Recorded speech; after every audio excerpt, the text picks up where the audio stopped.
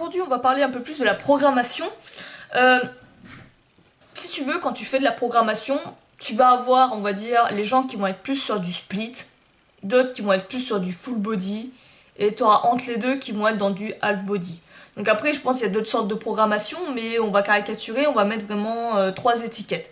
Donc, tous ceux qui font du split, alors pour ceux qui savent pas encore les termes, donc le split c'est quoi? C'est travailler un mouvement par jour, si tu préfères un muscle par jour. C'est vraiment le type de programme qu'affectionnent les bodybuilders. Et donc en faisant ça, ce qui est intéressant, c'est que tu peux vraiment te concentrer sur un seul muscle et le matraquer, l'annihiler complètement. Donc par exemple, lundi ça va être jour des pecs, mardi jour des jambes, mercredi jour du dos, voilà. Et en fait, on prend le corps comme un patchwork, on le découpe en plusieurs morceaux, tu sais, comme les tables de boucherie, là, où t'as les différents morceaux de viande, l'entrecôte et tout, le filet, l'araignée et tout, tu vois, ben c'est un peu ça, sauf que on dispatche pour chaque morceau de viande un jour d'entraînement.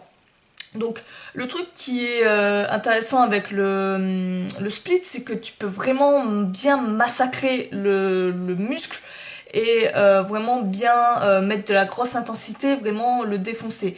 Le seul inconvénient, je trouve, c'est que malheureusement, tu peux en général le faire qu'une fois par semaine. En termes de fréquence, ça va pas être vraiment au top. Tu vois, en général, ce que font les gens, c'est ils le travaillent une fois, voire deux fois maximum par semaine le muscle. Et avant que le muscle retrouve, on va dire, sa dose de travail, il faut attendre la semaine suivante. Donc, le truc, c'est que quand tu pratiques des mouvements, on va dire, de skill, tu as besoin de les répéter souvent. Il faut que ces schémas s'imprègnent dans ta tête. Donc, tu dois absolument les répéter très régulièrement. Pratiquement pour certains mouvements qui sont pas très demandeurs en énergie, quasiment tous les jours. C'est pareil pour la force, plus tu pratiques un mouvement, meilleur tu deviens. Et l'inconvénient avec le split, c'est que justement tu peux pas te permettre ça, mais là vraiment, comme je te dis, le split c'est vraiment un entraînement pure bodybuilding. Mais il y en a beaucoup qui utilisent cette méthode-là pour s'entraîner. Donc est-ce que c'est le plus judicieux? J'en suis pas sûre. Donc ensuite, tu as à l'inverse du split, on va dire l'exact opposé, ça va être le full body.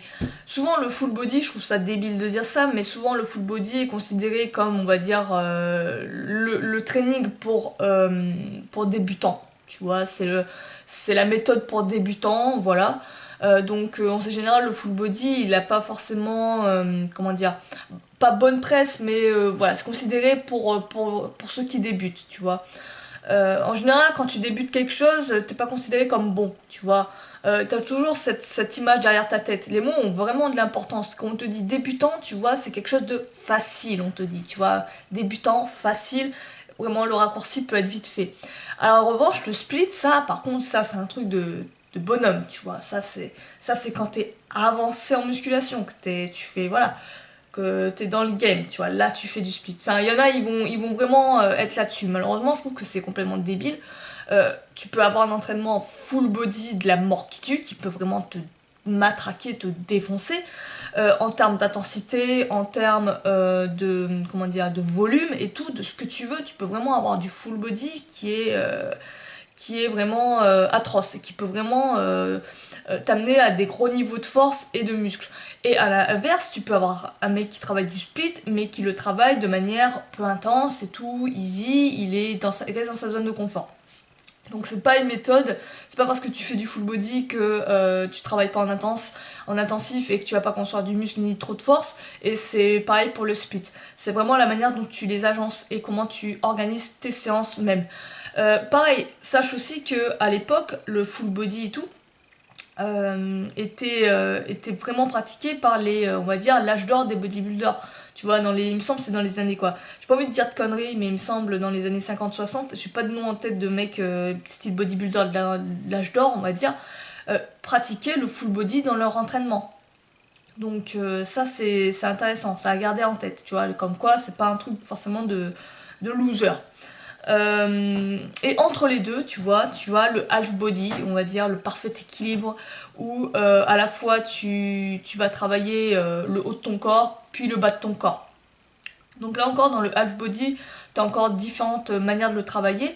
Mais là je voudrais vraiment te parler d'une méthode qu'on appelle le push-pull leg. Le push-pull leg c'est tout simplement du half. Sauf que tu vas vraiment te concentrer sur des mouvements, on va dire un jour où tu vas sur des mouvements de poussée, un jour où tu vas être sur des mouvements de tirage, et un jour où tu vas être sur les jambes. Donc c'est vraiment pas mal. Moi c'est ce que je fais en ce moment, j'aime beaucoup le travailler comme ça. Ce qui est bien, c'est que ça permet vraiment de te concentrer sur en une journée, tu peux travailler différents exercices de poussée. Je prends l'exemple du push. Par exemple, quand tu fais du push, tu vas pouvoir travailler les pompes, les handstand push-up et les dips. Donc en gros, tu vas avoir la poussée horizontale, la poussée verticale et avec la poussée verticale avec, on va dire, le shrug, tu sais, pour la scapula. Donc je pense pour les handstand push-up où il faut que tu sois plus en shrug, et tu auras à l'inverse avec les dips la poussée toujours verticale mais avec la dépression, tu vois, donc tu travailles vraiment ton scapula dans tous les sens, ça c'est génial.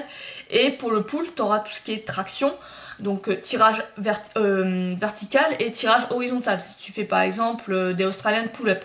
Et également, tu peux travailler les levers. Donc, tout ce qui va être mouvement comme ça, tu vois, où tu vas garder le bras tendu, mais que tu vas chercher à le ramener vers ton corps. Donc, front levers, etc. Back levers également. Back levers, rises. Voilà, ça va être les rises surtout qui vont travailler ça. Et enfin, tu as le leg, donc tu vas travailler les jambes. Donc, ce qui est bien, c'est que tu as un équilibre entre les deux. Tu vas vraiment avoir peut-être plus de, comment dire, de répétitions, un peu plus de fréquence que ce que tu pourrais avoir en split. Mais en revanche, tu vas pas pouvoir forcément passer 10 000 heures à matraquer un seul muscle. Tu vas rester quand même sur un peu plus du polyarticulaire. Euh, Moi, justement, je voulais te parler de ça, tout simplement parce que, en général, quand tu vas agencer ton entraînement en push-pull-leg, tu vas avoir à peu près en une semaine environ 2 fois, si tu le fais sur 6 jours, ton entraînement sur 6 jours avec un jour de repos, tu vas avoir en général 2 fois, un- 2 fois le même mouvement, on va dire. Pas le même mouvement, mais le même style de mouvement. Donc tu vas avoir 2 fois du push, 2 fois du pull et 2 fois du leg. Moi, ce que j'ai voulu, c'est encore accentuer un peu plus la fréquence et faire en sorte que on ait non pas que 2 fois par semaine de la sollicitation musculaire, mais 3 fois par semaine. Donc, pour ce faire, en fait, ce que je vais te présenter ça, c'est tes premiers jours de la semaine, ça va être, disons, lundi push, mardi pull, mercredi leg. Tu prends un jour de repos si tu veux. Et une fois que tu as pris ton jour de repos, le jour suivant, tu vas faire push-pull, 2 fois les 2 mouvements en un seul jour, leg, et le dernier jour, ce que tu vas faire pour encore répéter, comment dire, tous ces mouvements, le corps en entier, ça va être un full body, un petit training full body.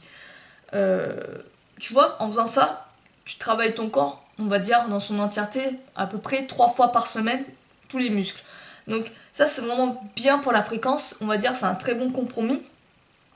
Par exemple, pour le push-pull, le genre push-pull, où tu fais à la fois les mouvements de poussée et de tirage, pense peut-être à les travailler en superset. Tu vas faire un exercice de traction, suivi tout de suite d'un exercice de dips ou de pompe, par exemple. Pareil, ce qui est génial avec ce push-pull, c'est que pour faire une parfaite transition, c'est de travailler le muscle-up. Et là, on va dire que tu travailles vraiment de manière complète tout le haut du corps. Donc, profite de ce jour-là, push-pull, pour travailler les muscle-up, travailler en circuit, travailler en superset. Et avec ça, tu peux vraiment avoir une très grosse intensité. Ensuite, pour le full body, le dernier jour, on va dire, là, tu vas être... moi, je travaillerai plus en circuit. Juste pour te donner un exemple, en même temps, ça va peut-être te donner des idées. Hier, justement, je voulais mettre en pratique ça. Ce que j'ai fait, c'est tout simplement un circuit où tu travailles 3 mouvements. Ça a été les tractions. Traction en L. Donc, à peu près, je faisais 5-6 reps. Suivi tout de suite par des squats pistoles assistés. Donc, 10 reps par jambe. Et le dernier mouvement, c'était des dips. Donc dips aux anneaux. Pareil, 5-7 reps à peu près. Et je faisais ça à peu près 5-6 tours. J'avais comme objectif de faire 10 tours. Ça m'a quand même bien cramé, j'ai fait que 5-6 tours. Et en faisant ça, c'était vraiment pas mal.